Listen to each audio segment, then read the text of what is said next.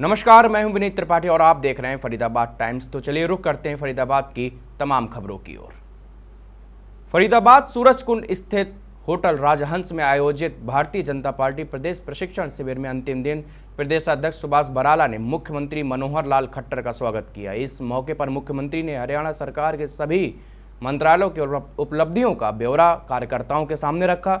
मुख्यमंत्री खट्टर ने बताया कि सरकार बने 21 महीने ही हुए हैं और इन 21 महीनों में विकास के कार्यों में हमने दिन रात एक की है।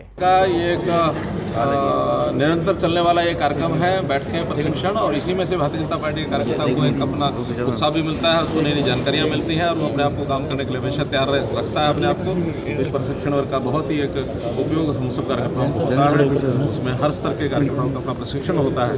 4 दिवसीय इस कार्यक्रम की सफलता पर मैं प्रदेश के इकाई को बहुत बहुत शुभकामनाएं और बधाई देता हूँ। गुजरात का जहाँ तक संबंध है, अभी आज गुजरात के नए मुख्यमंत्री श्री विजय रूपाणी जी का आज जो कि शपथ ग्रहण समारोह होने वाला है और वो प्रदेश के नए मुख्यमंत्री होंगे। उस कार्यक्रम में मुझे जाने का अवसर मिल रहा है। मैं गुजरात की जनता को और रूपाणी जी को अपनी ओर से बहुत बहुत बधाई भी देता हूँ, शुभकामना भी करता हूँ। रियो ओलंपिक के बारे में भी बता दीजिए, क्या उम्मीद रखते हैं खासतौर पर हरियाणा से? हरियाणा का प्रतिनिधित्व बहुत अच्छा है रियो में जाने वाले खिलाड़ियों के अंदर, और मैं समझता हूं कि जैसे पहले भी हम हरियाणा के खिलाड़ियों से अपेक्षा करते हैं और अच्छे मेडल लेके आते हैं, इस बार भी अपेक्षा है कि बहुत अच्छी संख्या में मेडल लेकर के आएंगे। और जिनको हमने ओलंपिक में इस बार पहले से ही घोषणा की है खेल की नीति के नाते से, गोल्ड मेडल का सबसे बड़ा जो इनाम है हमारा 6 करोड़ रुपये का उनको मिलेगा। जो हरियाणा का जो इनाम है देश के किसी भी प्रांत का ऐसा नहीं है, सर्वाधिक है। बीजेपी के प्रदेश प्रशिक्षण शिविर के अंतिम दिन काफी मुद्दों पर चर्चा की गई, जिसमें पार्टी को किस तरह आम लोगों तक पहुंचाया जाए, सरकार के कार्यों का लोगों को लाभ कैसे मिले, साथ ही कांग्रेस द्वारा उठाए जा रहे सवालों के जवाब में क्या उत्तर दिए जाएं।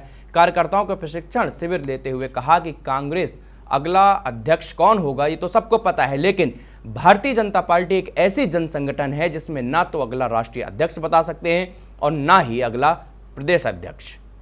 बीजेपी की एक ही विचारधारा है कि अगर दल और देश के हित में अगर टकरा रहे हैं तो देश के लिए जाएंगे, देश के साथ जाएंगे। देखिए, हमारे यहाँ सत्ता संगठन चलाता है। भारतीय जनता पार्टी का जो संगठन तंत्र है, जो संगठन की प्रक्रिया है, वो मजबूत है और संगठन के कारण जगह जगह सत्ता आई है। और सत्ता को भी समाज के उपयोग में, सत्ता हमारा साध्य नहीं है कभी भी। सत्ता को हमने एक साधन माना है समाज सेवा के लिए, और संगठन जितना चुस्त दुरुस्त रहेगा उतनी सत्ता ठीक चलेगी। ये हमारे संगठन की मान्यता है और सत्ता का संगठन के साथ बहुत अच्छा समन्वय भारतीय जनता पार्टी की सरकारों में रहता है। अच्छा शर्मा जी, एक क्वेश्चन आपके विभाग से जुड़ा हुआ। 20% सीटें बढ़ाने की बात कॉलेजों में कही गई थी, लेकिन अभी तक ऑर्डर नहीं आए हैं। विद्यार्थी रोज प्रदर्शन कर रहे हैं। कल विपुल गोयल जी के भी यहाँ स्टूडेंटों ने प्रदर्शन किया। चिट्ठी कल सोमवार तक हमने पूरे हरियाणा में 110 राजकीय महाविद्यालय हैं और उन्हीं के अनुसार प्राइवेट शिक्षण संस्थाएं हैं, उन सबको ये निर्देश दिए हैं कि जहां आवश्यकता महसूस हो रही है 20% तक बच्चों की संख्या को और सीटों को हम बढ़ाने जा रहे हैं। मतलब कि जहां जरूरत नहीं, जहाँ जरूरत है 20% जो सीटें हैं, आज की स्थिति में जो सीटें हैं उनको 20% हम बढ़ा रहे हैं। ये ऑर्डर कब से लागू हो गया है? ये ऑर्डर जिस दिन हमने ऐलान किया था उस दिन से लागू है। पर कॉलेजों में जो मना कर रहे हैं। नहीं, कल के बाद कोई कॉलेज, आप हमको एक कार्ड दीजिए मेरा। प्रदीप कार्ड दो, पर्सनल नंबर लिख के। प्रशिक्षण शिविर चल रहा है, हमारे साथ कृष्णपाल जी मौजूद हैं। इनसे बात करेंगे, आखिर जानेंगे कि क्या क्या चीज़ें जो है सामने निकल कर आ रही हैं। कृष्णपाल जी, जो परीक्षण शिविर जो बीजेपी की ओर से लगाया जा रहा है, क्या क्या चीज़ें हैं जो समझाई जा रही है जो नेताओं? देखिए, कार्यकर्ताओं का प्रशिक्षण शिविर ये आज कोई पहली बार नहीं है। हमारी पार्टी में निरंतर प्रक्रिया है, लगातार कार्यकर्ताओं का प्रशिक्षण होता रहता है, उनको प्रशिक्षित करते रहते हैं और उसके कारण यही है कि हमारा कार्यकर्ता मानसिक रूप से और अपनी पार्टी की जो सांस्कृतिक विरासत है उससे पूरी तरह से परिचित हो जाए। हमारे नीतियाँ, हमारे सिद्धांत, हमारे असूल, उन सबको उनके स्तर पर उन तक पहुँचाया जाता है और संगठन में कैसे काम किया जाता है, लोगों को कैसे साथ लिया जाता है, इस तरह के प्रशिक्षण लगातार चलते रहते हैं। और इस प्रशिक्षण शिविर में सरकार की जो हमारी हरियाणा और केंद्र सरकार की उपलब्धियां हैं वो भी उनके सामने हैं। किस तरह इन 2 सालों में ये देश के लिए मैं समझता हूँ बड़े खुशहाली के दिन रहे। ये सब कार्यकर्ताओं को बताया गया कि कार्यकर्ता हमारी पूंजी है, तो सारी बातों तक जनता तक पहुंचाते हैं और पार्टी संगठन के लिए मजबूत करते हैं। कांग्रेस की अगर बात करूं, कांग्रेस आरोप लगा रही है, सवाल खड़े कर रही है कि इस तरह के बीजेपी अपने जो नेता हैं उनको क्लास दे रही है, पढ़ाया जा रहा है। इसके जवाब में क्या? नहीं, कांग्रेस पर कुछ कहने के लिए नहीं है। कांग्रेस मानसिक रूप से दिवालिया हो गई है। साफ तौर पर मंत्री जी का कहना है कि कांग्रेस के पास कुछ ना तो आरोप लगाने के लिए कोई जवाब है, ना ही कोई सवाल है। तो इस तरह की बात करके कांग्रेस सिर्फ राजनीति चमका रही है, अपनी ये छवि चमकाने की कोशिश कर रही है।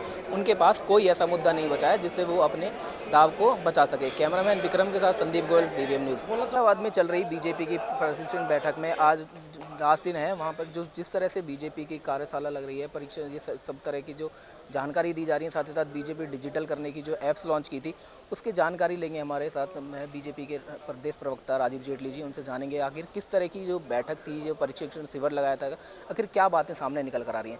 जी राजीव जी, जो बैठक हुई है, जो प्रशिक्षण शिविर लगाया है, क्या क्या बातें मुख्य रही? देखिए, शिविर एक टाइप से हमें जो बताया गया और हमने भी महसूस किया कि एक वर्कशॉप होती है, चाहे कोई कितना भी बुद्धिजीवी क्यों ना हो, कितना भी ज्ञान क्यों ना रखता हो, और शिविर उनके ज्ञान को और ज़्यादा बूस्ट करता है, रिफाइंड करता है। लेकिन ये तो ऐसा शिविर था कि जिसमें बहुत सारी ऐसी परिभाषाएं थी जिसकी हमने कल्पना भी नहीं करी थी कि हमें इसका ज्ञान होगा। वो कल्पना जो है वो हकीकत में तब्दील हुई।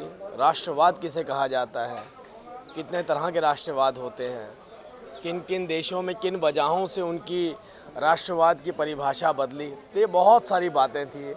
संगठन का क्या मायने है, संगठन किस तरीके से सरकार के साथ योगदान कर सकता है, संगठन कैसे सरकारी नीतियों को आगे पहुंचा सकता है, और संगठन कैसे, चाहे वो माननीय मुख्यमंत्री हों, माननीय प्रधानमंत्री हों, उन्होंने भी बार बार इस बात को रखा कि मैं कार्यकर्ता के रूप में काम करता हूँ और मैं कार्यकर्ता ही हूँ।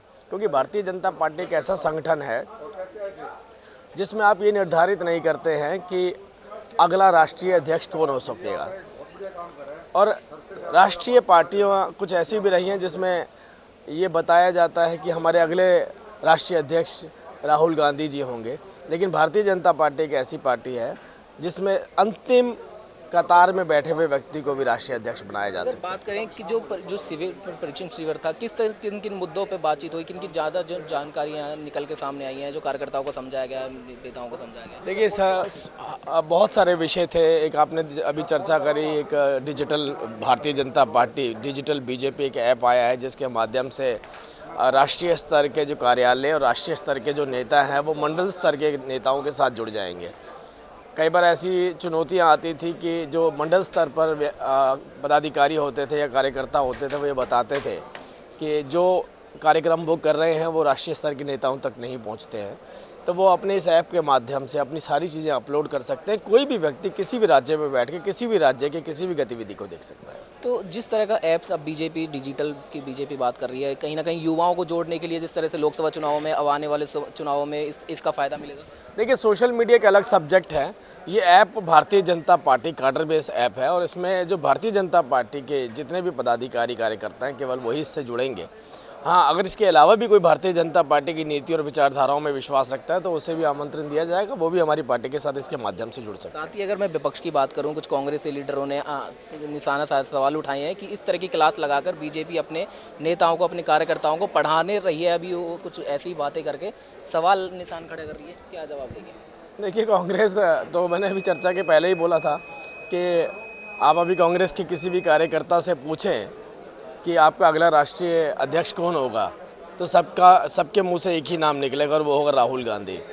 तो बात यहाँ पर ये आ रही है कि भारतीय जनता पार्टी में हर व्यक्ति उतना सक्षम है जितना कांग्रेस पार्टी में एक राष्ट्रीय अध्यक्ष सक्षम होता है। यहाँ पे हर व्यक्ति को उतनी ताकत, उतना ज्ञान दिया जाता है जितना ज्ञान उनके राष्ट्रीय अध्यक्ष के पास भी नहीं होता है। तो बहुत बड़ा फ़र्क है भारतीय जनता पार्टी और कांग्रेस में। कांग्रेस पार्टी को तो नारे लगाने चाहिए अपने, राहुल गांधी जी के हम नारे लगाते हैं भारत माता के वो नारे लगाते हैं। आपने पीछे भी देखा होगा कि उनके दामाद जी की तक के जिंदाबाद के नारे लगते हैं। और हमारी पार्टी की विचारधारा ये है कि अगर दल और देश दोनों के अगर कहीं पे इंटरेस्ट में क्लैशेस हो रहे होंगे, टकराव हो रहे होंगे, तो हम देश को चुनेंगे, हम दल को भी छोड़ देंगे। फरीदाबाद में 4 दिनों चला बीजेपी के प्रशिक्षण शिविर आज समाप्त हो गया। तमाम कार्यकर्ता यहाँ पर मौजूद रहे और तमाम तरह की जानकारियाँ यहाँ पर मुहैया कराई गई। साथ ही साथ उनको समझाया गया कि किस तरह से संगठन को काम करना है, किस तरह से आगे बढ़ना है। साथ ही उन्होंने यह भी बताया कि बीजेपी अब आने वाले समय में कार्यकर्ताओं को और साथ ही साथ जो नीचे तबके के जो लोग हैं उनको किस तरह से साथ लेकर चलेगी। साथ ही साथ बहुत सारे ऐसे मुद्दे रहे, बहुत ही सारी बातें रहीं जिनको समझाया गया और बताया गया और ज़मीनी स्तर पर कार्यकर्ताओं और बीजेपी के नेताओं को जाकर लोगों से मिलना होगा और समझना होगा। सारी तमाम बातें यहाँ पर सामने नजर आई है। तो अब देखना होगा कि बीजेपी जो हरियाणा में कहीं ना कहीं बिखरती नजर आ रही है, जो आमने सामने नेता नजर आ रहे थे, वो अब इस परीक्षण के बाद कितना एकजुट होंगे। सूरजकुंड स्थित होटल राजहंस में चल रहे प्रशिक्षण शिविर के दौरान बीजेपी नेताओं ने पौधारोपण किया। इस दौरान बीजेपी के प्रदेश अध्यक्ष सुभाष बराला, कृष्ण पाल गुर्जर, रामविलास शर्मा के साथ बीजेपी के विधायकों ने पौधारोपण किया। पर्यावरण को प्रदूषित रहित बनाने के लिए ये प्रयास किए जा रहे हैं। बीजेपी के सभी कार्यकर्ताओं ने अपने अपने नाम से पौधे लगाए। सूरजकुंड स्थित होटल राजहंस में आयोजित भारतीय जनता पार्टी के प्रदेश प्रशिक्षण शिविर के अंतिम दिन संजय कॉलोनी के लोगों ने विरोध प्रदर्शन जाहिर किया। लोगों की मांगों को सुनने के लिए कोई भी मंत्री अथवा विधायक नहीं आया। काफी समय के बाद पुलिस ने लोगों को बहला फुसलाना के हटाना शुरू किया, जिसके बाद लोगों का विरोध और भी बढ़ गया। काफी हंगामे के बाद सहकारिता राज्य मंत्री मनीष ग्रोवर ने लोगों से मुलाकात की और उनकी समस्याएं सुनी। इस दौरान मंत्री ने समस्याओं को जल्द समाधान करने की बात कही। इन्होंने आज, मैं तो वैसे इधर अपने वर्कशॉप हमारा 4 दिन से लगा हुआ तो यहाँ था, तो अजय गौड़ जी ने बताया कि पीने के पानी की समस्या है। तो मेरा विभाग है, इसको मैं जल्दी यहाँ के अधिकारियों से बैठक लूँगा। बैठक लेने के बाद जो मूलतः समस्या है, पीने की पानी की, स्वच्छता की हो और जो समस्या है उनकी मैं निवारण करूँगा, ऐसा इन्होंने आज बताया। मैंने कहा लिख के मुझे दे दो, इसमें जो भी जहाँ फंडिंग की जरूरत है उस फंडिंग को दूर करके इस समस्या को जल्दी हल करें। मंत्री जी, क्या कारण है कि लोग नेताओं को ढूंढते डोल रहे हैं, यहाँ तक कि राजहंस होटल तक भी पानी के मूलभूत जैसी सुविधा के लिए भी पहुँचे हैं?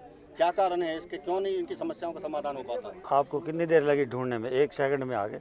कहीं ढूंढना वो कहीं, आज हमारा 4 दिन से प्रशिक्षण, आप भी खुद कैमरा लेके यहाँ बैठे हैं, कारण दिक्कत आई आपको ढूंढने में? जब नंबर अमरनाथ अरोड़ा है।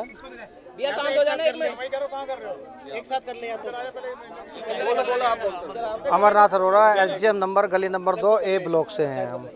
ठीक है, 2 महीने से पानी की समस्या है, यहाँ पानी नहीं आ रहा है, इसलिए हमने मंत्री से मिलने आए हैं यहाँ पे कि ताकि हमारी पानी की प्रॉब्लम का समस्या का समाधान हो जाए। कोई ऐसा आदमी नहीं है जिसके दफ्तर नहीं गए हम लोग, चाहे मंत्री जी हैं चाहे कोई भी हैं, सबके दफ्तर हुआ है, सबके घर हुआ है, कहीं सुनवाई नहीं हो रही। हमारी सुनवाई के बाद लास्ट में जाकर यहाँ आना पड़ा है और उसमें सुनवाई का ये सॉल्यूशन आप लोगों के सामने दिया है। कितनी जल्दी होता है नहीं होता है अब ये देखा जाएगा, लेकिन एक बात क्या होता है नहीं होता। और ये स्मार्ट सिटी है सर, ये भी नोट किया जाए कि ये स्मार्ट सिटी है, स्मार्ट सिटी का ये सॉल्यूशन है। समस्या देने नहीं सुनने के बाद रिक्वेस्ट देने आए हैं, कोई जवाब नहीं, हमें वहाँ से कोई रिस्पॉन्स नहीं मिला सर। मुलाकात करने में टाइम तो लगता ही है, क्योंकि कोई पर्सन अगर बिजी है तो 5 मिनट हमारे लिए टाइम निकाल के तो आएगा। ये पूरा दोष तो हम नहीं देंगे उनको। हाँ बिल्कुल, ये है कि अगर इन्होंने बोला तो ग्रोवर जी हमारी समस्या का समाधान कह सकते हैं। कंफर्मेशन नहीं है क्योंकि सारे लोग उम्मीद ही कर रहे हैं। अब तक जितने लोगों के पास जा रहे हैं, जिस के पास जा रहे हैं, आज आ जाएगा, कल आ जाएगा, आज आ जाएगा, कल आ जाएगा। 1 महीना तो हो लिया, आज ये कहा है, अब देखते हैं इसमें कितने दिन में आ जाता है। नगर निगम भी चले गए, ऑनलाइन कंप्लेंट भी कर दिया, 10 दिन हो गया कंप्लेंट किया ऑनलाइन, बट अभी तक कोई रिस्पॉन्स ही नहीं आया। ना कोई कॉर्पोरेशन से बंदा आया वहाँ देखने के लिए कि जिनकी प्रॉब्लम क्या है, कोई कंप्लेंट करिए तो आके कोई देख जाए, कुछ भी नहीं हो रहा। हमें मजबूरी में यहाँ तक आना पड़ा, तो हमें क्या जरूरत है इस तरह से संडे वाले दिन अपनी परेशान होकर अपना सारा दिन खराब करने का। फरीदाबाद की चिमनीबाई धर्मशाला में श्री शक्ति सेवा दल की ओर से निःशुल्क जांच शिविर का आयोजन किया गया, जिसमें आम लोगों ने अपनी बीमारियों की जांच कराई। इस दौरान संस्था की ओर से आंखों की जांच, ECG की जांच और सांस रोगों की जांच की गई। साथ ही लोगों की जांच के बाद दवाइयां भी मुफ्त में दी गईं। इस मौके पर विधायक सीमा त्रिखा मुख्य अतिथि के रूप में मौजूद रहीं। मोहनलाल अरोड़ा, प्रेसिडेंट श्री शक्ति सेवा दल।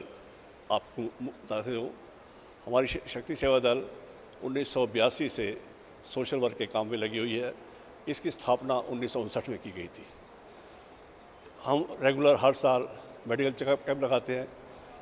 IOPD हमारी रेगुलर चलती है 5 डेज़ ए वीक। उसमें ऑपरेशन भी यही होते हैं, ऑपरेशन थिएटर है हमारा। दूसरी मेजर एक्टिविटी है हमारी अनक्लेम डेड बॉडीज़ की क्रिमेशन की। फरीदाबाद डिस्ट्रिक्ट की जितनी भी अनक्लेम डेड बॉडीज़ हैं वो हमारे रेफ़र की जाती है, जिनका क्रिमेशन हमारे वर्कर्स करते हैं। आई डोनेशन में फरीदाबाद का क्या ये पूरे डिस्ट्रिक्ट का नंबर 1 आई डोनेशन सेंटर है। जितनी भी आइस कलेक्ट होती हैं, आइस में हम सिर्फ कॉर्निया लेते हैं। इस कॉर्निया को हम all India institute of medical sciences में डिलीवर करते हैं, जहाँ पर वेटिंग पेशेंट होते हैं, उनको ये लगाई जाती है। पिछले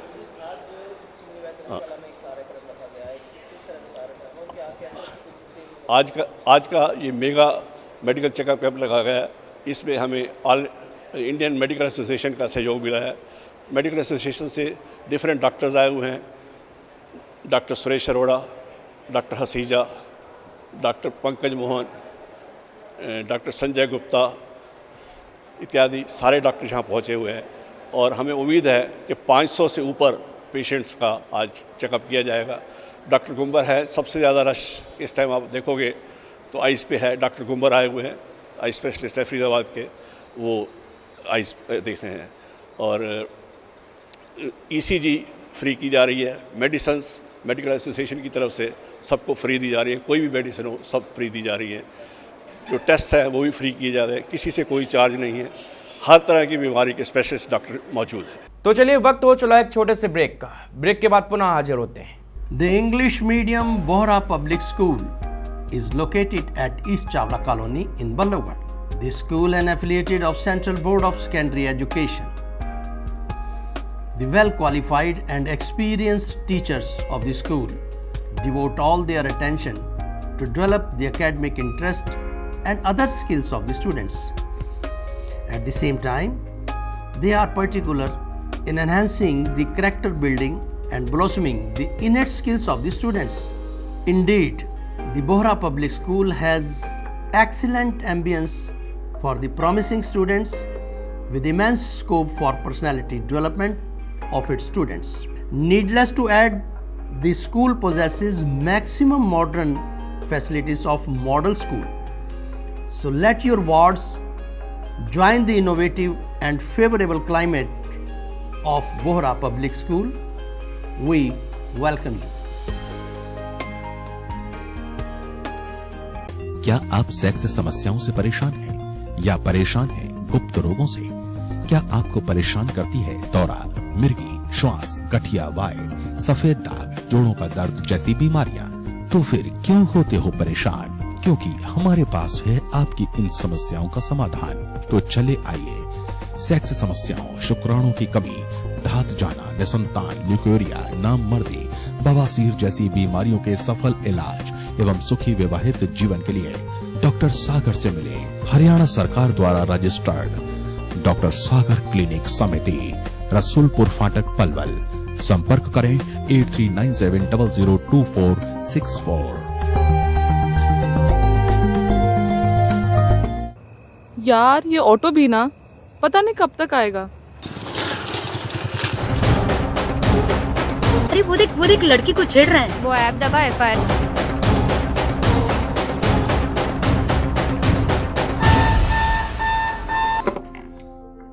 माइक 0242 PCR 16 ये नोट करो। Town park sector 12 town park के गेट पर अंजलि चोपड़ा नाम की लड़की है। ये परेशानी में इसकी मदद के लिए तुरंत पहुंचे।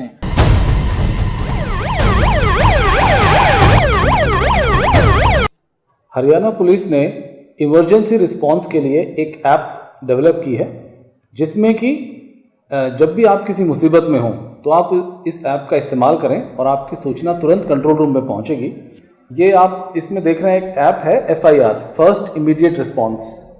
जैसे ही आप इस ऐप को दबाएंगे, एक हेल्प नाम का लाल बटन सामने आएगा। आपने सिर्फ ये बटन दबाना है।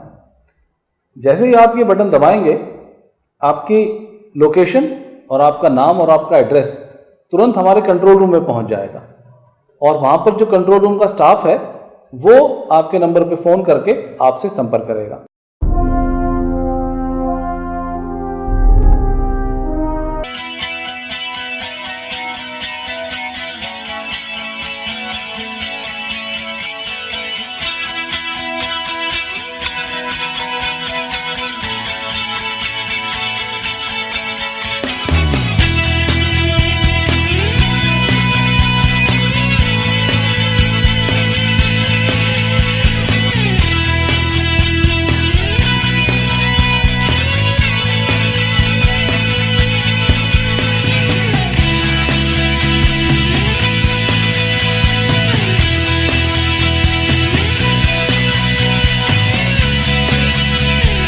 आयुर्वेद लाया है आपके लिए कुछ विशेष उत्पाद।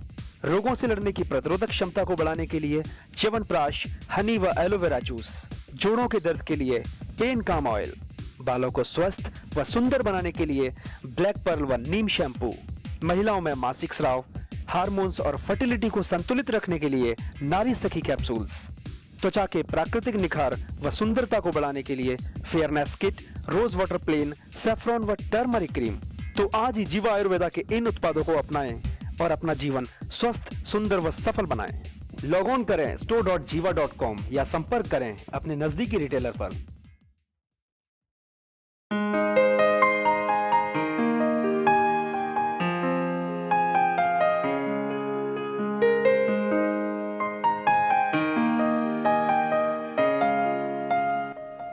हर तरफ मच गया खुशियों का शोर, खुल गया देखो पतंजलि मेगा स्टोर। खरीदो राशन, आयुर्वेदिक दवाइयाँ, कॉस्मेटिक्स या अन्य घरेलू सामान, मोर एंड मोर। खुल गया पतंजलि मेगा स्टोर। आप आओ, साथ लाओ अपने साथी और खुल गया पतंजलि मेगा स्टोर।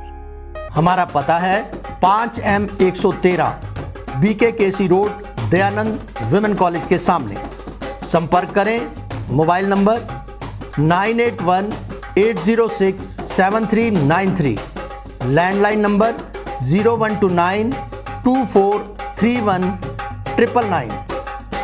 ब्रेक के बाद फरीदाबाद टाइम्स में आप सभी लोगों का स्वागत है। तो चलिए रुक करते हैं फरीदाबाद की तमाम खबरों की ओर। केंद्र सरकार द्वारा लागू की गई फसल बीमा योजना के नाम पर सरकार किसानों से जबरन वसूली कर रही है। उक्त शब्द अखिल भारतीय श्रमिक प्रकोष्ठ कांग्रेस के राष्ट्रीय महासचिव छत्रपाल सौरत ने रविवार को हुई एक प्रेस कॉन्फ्रेंस पर दिया, जिसको एक निजी होटल पर आयोजित पत्रकार वार्ता के दौरान उन्होंने कहा कि जिस तरह सरकार किसानों को लूट खसोट का एक अड्डा बना चुकी है। उन्होंने ये भी कहा कि फसल बीमा योजना के नाम पर किसानों से जबरन पैसे वसूले जा रहे हैं और यह पैसा बीमा कंपनियों को दिया जा रहा है। उन्होंने कहा कि एक प्रकार से सरकार बीमा कंपनियों के एजेंट के रूप में काम कर रही है। कुछ नीतियां लाएं और जनहित का काम करें, ना कि फीता काटने का काम करें। कौन कौन सी जगह इन्होंने फीता काटे हैं? कोई बड़ला है जी, क्या क्या तो वहाँ पे दीपंदर जी ने रघुवीर सिंह तेवतिया जी के उसमें जो है उन्होंने निर्माण किया था, रघुवीर जी तेवतिया ने उनका ब्लॉक जो था, और उसमें इस ओम प्रकाश धनखड़ जी का पत्थर लगा के दीपंदर जी का पत्थर शौचालय में रख दिया। अब कांग्रेसियों ने उसके खिलाफ आवाज उठाई है, उसे दोबारा से लगाने के लिए प्रशासन ने कहा है। देखते हैं, अगर जल्द ही प्रशासन ने वो नहीं लगाया तो हम आंदोलन के लिए तैयार हैं और आंदोलन होगा, बिल्कुल होगा।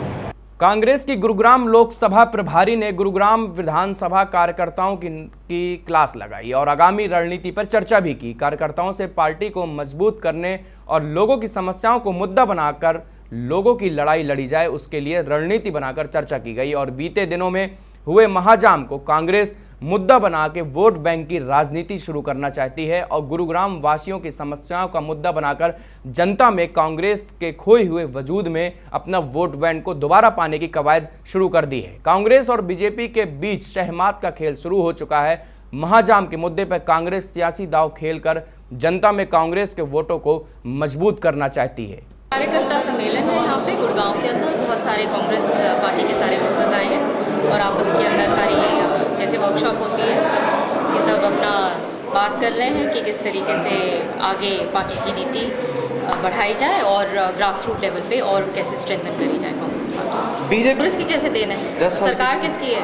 पिछले 10 साल कांग्रेस रही। अब ऐसे तो बोलते रहेंगे कि 10 साल 20 साल 30 साल।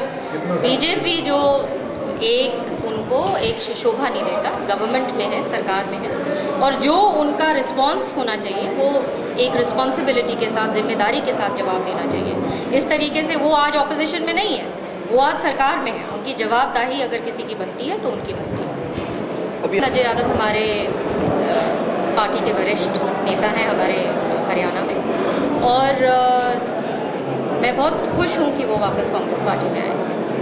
जहां देश की तमाम सरकारें शिक्षा व गरीब परिवारों को विद्वान बनाने के लिए प्रतिबद्ध हैं, वहीं अब गरीब लाचार लोगों के उत्थान के लिए कारपोरेट जगत ने हाथ बढ़ाया है और वहीं कंपनियों के सीईओ आगे आए हैं। साइबर सिटी गुरुग्राम के क्राउन प्लाजा होटल में देश के 17 सीईओ ने एक संस्था के लिए फंड इकट्ठा करने के लिए गाने गाए, जिसमें सैकड़ों के दर्शक में लोग पहुंचकर गानों का लुत्फ भी उठाया और उन गरीब बच्चों के लिए फंड भी दिया जो कि अपनी शिक्षा और किसी बड़ी बीमारी की चपेट में आने से अपना कार्य उठाने में असमर्थ है।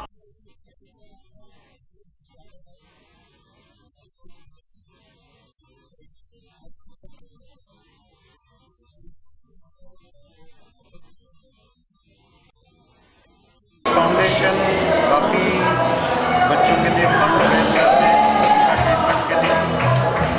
आज का प्रोग्राम का यूनिकनेस यही है कि काफ़ी कॉर्पोरेट वर्ल्ड का बड़ा सीनियर लोग हैं, CEOs एंड सो ऑन, जो आ रहे हैं एक प्रोग्राम करने में जहाँ पे फंड्स रेज हो रहे हैं for the children and genesis. Faridabad times में फिलहाल इतना ही। देखते रहिए BVM न्यूज।